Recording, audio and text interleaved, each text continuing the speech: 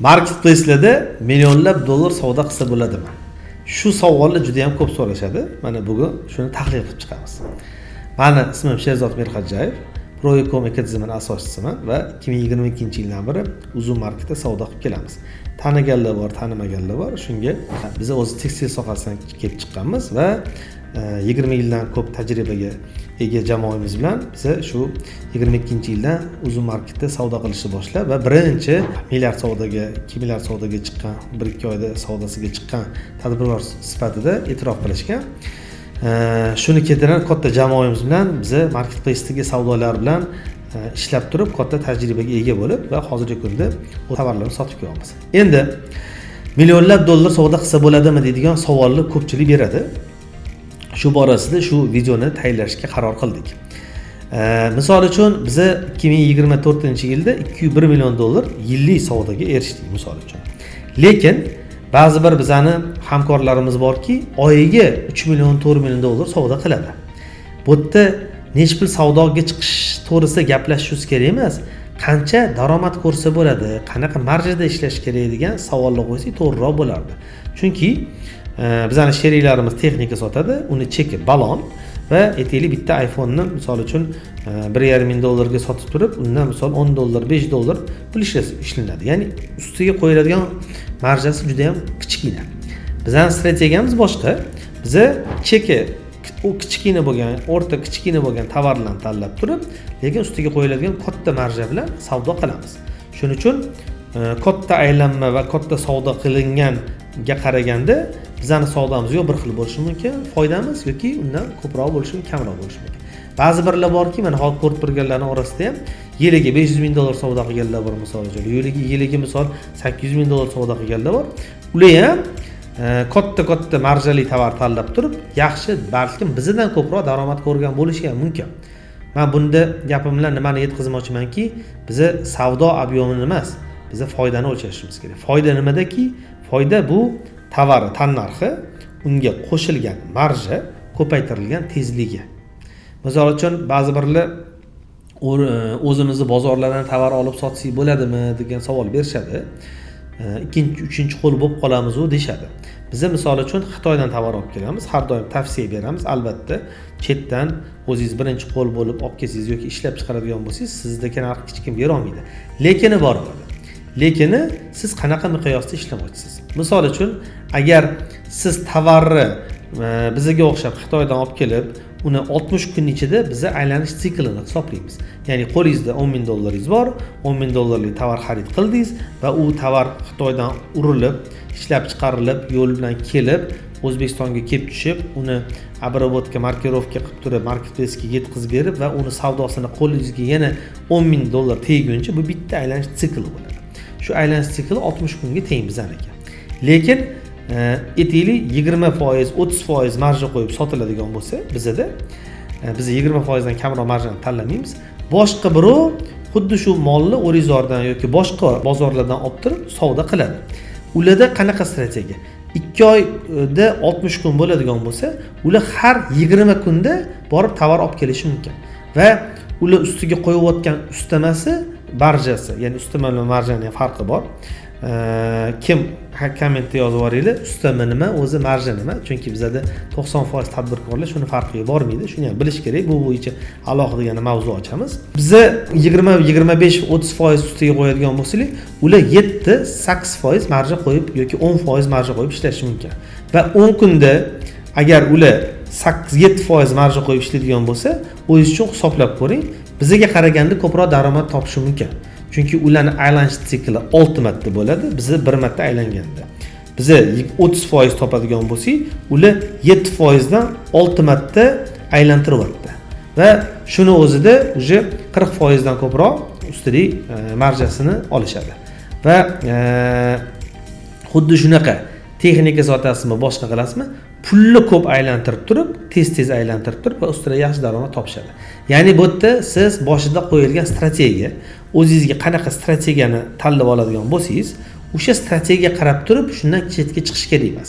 Biz misol uchun strategiya tanlaganmiz, yuqori marjali tovarga uzoq muddat aylantirib, misol siklimizni ishlash. Lekin haligi hamkorlarimizdan texnika sotadigan yoki boshqa mana bozorlardan xarid qiladigan tadbirkorlar ular misol strategiyani boshqa tanlagan. Ya'ni chalkashtirib u strategiyalarni ishlatadigan bo'lsangiz, siz fokusingiz yo'qolib qoladi asosiy qilayotgan yo'nalishingizdan. Endi yana bitta jihatini ham aytib o'tib ketishim kerak. Ko'p tadbirkorlar shu xatoni qilmanglar, albatta iltimos qilib qolamiz. Bozorlardan olsanglar ham yoki boshqa o'zimizni mahalliy yetkazib beruvchidan tovar olsanglar ham albatta hujjati bilan, kirim hujjatlari bilan, nakladnoylar bilan tovarni olishingiz kerak. Chunki mabodo agar siz kirim hujjatsiz shunday naqd puldan borib turib, men yakka tadbirkorman deb ham misol ko'pchilik aytadi, men misol tovarimni prixod qilmasam ham bo'ladi, ya'ni kirim hujjatlarsiz ham ishlasam bo'ladi degan noto'g'ri tushuncha bor. Agar siz kirim hujjatsiz tovaringizni sotadigan bo'lsangiz, unaqada ertaga xudo ko'rsatmasa soliq idorasi tomonidan jarimaga tortilishingiz mumkin. Bu sakritsiya, ya'ni berkitish, tovar aylanmasini berkitish degan moddaga to'g'ri keladi va sizni misol aytaylik aylanmangizdan 20% dan yuqoriroq jarimaga tortish mumkin. Bu borada yana ham ko'proq shu soliq bo'yicha mutaxassislar bilan maslahat qilganingiz yaxshi. Agar soliq bo'yicha bizni marketplace'da savdo qilish bizga qiziq deb kommentariy yozsangiz va shu videomiz xudo xolasa 10 mingta prosmotr bo'ladigan bo'lsa, bizni soliq idorasidan mutaxassisni chaqirib, o'sha bilan yaxshi yana bitta shu marketplace'da to'g'ri savdo qilish bo'yicha yana bitta podkast olamiz. Bu sizlarga bog'liq, chunki marketplace'da qanaqa algoritm bo'lgandaki, xuddi shunaqa YouTube'da ham o'zining ichida algoritmlari bor. Siz like bosib turib, shu videoni 3-4 ta do'stingizga jo'natib qo'yadigan bo'lsangiz va ko'proq kommentariy yozadigan bo'lsangiz, shu videoni odamlarga ko'proq buni rek deyiladi, tepaga chiqarib, topga chiqarib ko'rsatishni boshlaydi. Bu orqali boshqalarga ham siz sababchi bo'lasiz, manfaatli bo'lish uchun va xudo xolasa bizga ham motivatsiya bo'ladi, yana ham ko'proq shunaqa videolarni chiqarishga. Umumiy olib qaraganda millionlab savdo qilsa bo'ladimi deb boshida so'ragan savolimizga bo'ladi, qilib kelishyapti. Faqat bitta jihati bor. Savdo qilishdan oldin, pul tikishdan oldin bilib qo'yingki, siz birinchi buni xuddi shaxmat doskasida shaxmat o'ynagandagi o'yinchi bo'lmangda, siz shaxmat o'yinchisi bo'ling. Ya'ni peshka bo'lmangda, doskaning ichida figura bo'lmang. Siz o'sha shaxmat o'ynayotgan o'yinchisi bo'ling. Bu nima degani? Siz bu mavzuni, marketplace mavzusini chuqur o'rganib olib, mana shunga o'xshagan YouTube'lardan, ya'ni misol o'zini yo'riqnomalari bor, boshqalar bor. Mana biz har xil bepul vebinarlar o'tkazamiz, master klasslar o'tkazamiz, orada seminarlar qilamiz, offline, online, shulardan qatnashib turib boshqarib, ma'lumot ko'proq oling. Undan keyin o'zingizga birinchi o'rinda o'zingiz uchun misol bilim olishga, xuddi biz maktabda yoki aytaylik ko'pincha shu bilan solishtiraman. Mashina haydashdan oldin bizni dasafda o'qib turib, keyin pravaga topshirib turib, uni ruxsatnomasini olib turib, instruktor yonimizga olib turib, ular bilan birga haydashga chiqib o'rganishimiz bitta yo'li bor.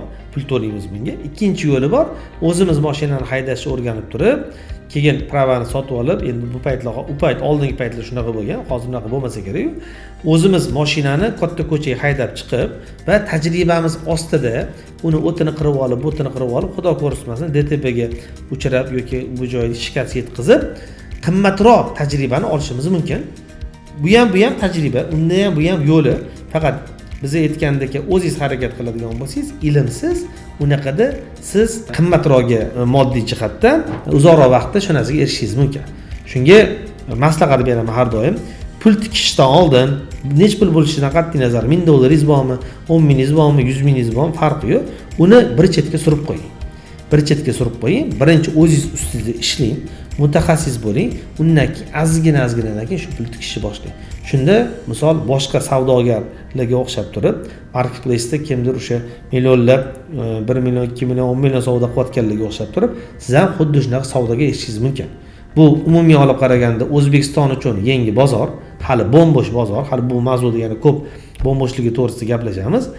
Imkoniyat bo'lmasa, imkoniyat juda ham ko'p. Faqatgina sizdan harakat kerak. Aytilgandek, sizdan harakat Allohdan baraka. Shuning uchun bu mavzuyimiz hozir qisqacha video bo'lgan.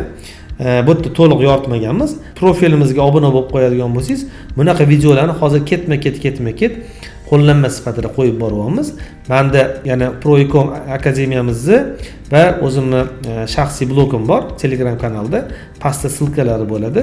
O'sha silkalar orqali o'tadigan bo'lsangiz, Telegram kanalimda juda ham ko'p doimiy ravishda eng qaynoq yengilliklarni ham shu marketplace mavzusida qanaqa savdo qilish kerak, nima qilish kerak, shular to'g'risida yoritib boriladi. U yerdan ham o'zingiz uchun ma'lumot olishingiz bo'ladi. Hammaga yaxshi kayfiyat, hammani savdosiga Alloh baraka bersin. Sog' bo'linglar.